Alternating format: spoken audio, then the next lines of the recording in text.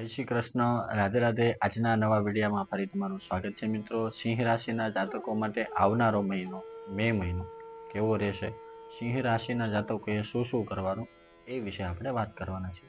સામાન્ય રીતે આ મહિનાની શરૂઆત તમારા માટે ખૂબ જ સારી અનુકૂળ પરિસ્થિતિ લઈને આવે છે.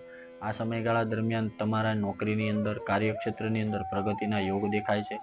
બિઝનેસમેન વ્યક્તિઓએ આ સમયગાળા દરમિયાન નાનો મોટા બિઝનેસ વ્યવસાય નાખી શકે છે. આરોગ્યની દ્રષ્ટિએ આ મહિનાની અંદર વાત કરવામાં આવે તો થોડું ઓન એન એવરેજ તબિયત નરમ ગરમ રહેશે, પરંતુ કોઈ બેઝિક ઘણા સમયથી ચાલી આવતી બીમારીનો નિકાલ આ સમયગાળા દરમિયાન થઈ શકશે.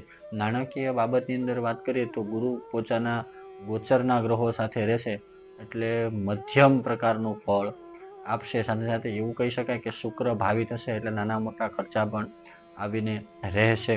સાથે સાથે શનિ પોતાના ગ્રહ સ્થાનથી સાધન, વ્હીકલ વગેરે મારફતની અંદર થોડું ધ્યાન રાખવું. બે જણાની કોઈ પણ પ્રકારની મેટર હોય તો એમાં ઇન્વોલ્વ થવું નહીં. વિશેષ પ્રકારે આવી બધી બાબતોનું ખાસ ધ્યાન રાખવું.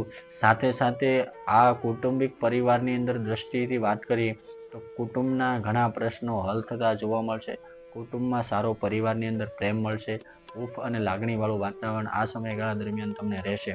અને અન્ય વ્યક્તિઓ જેમ કે મામા હોય, મોસાળ હોય, એમના ઘરે જવાનું, યાત્રા, પ્રવાસ, પર્યટન આ સમયગાળા દરમિયાન થશે એટલે ખાસ વિશેષ કાળજી રાખવી. સ્વાસ્થ્યને લગતી કસરત કરવી વગેરે આ મહિના દરમિયાન થોડું ફિટનેસ ઉપર થોડું ધ્યાન આપવું. મિત્રો, આજનો આ વિડીયો તમને ગમ્યો હોય તો લાઈક કરજો, શેર કરજો, સબસ્ક્રાઈબ કરજો. જય શ્રી કૃષ્ણ, રાધે રાધે.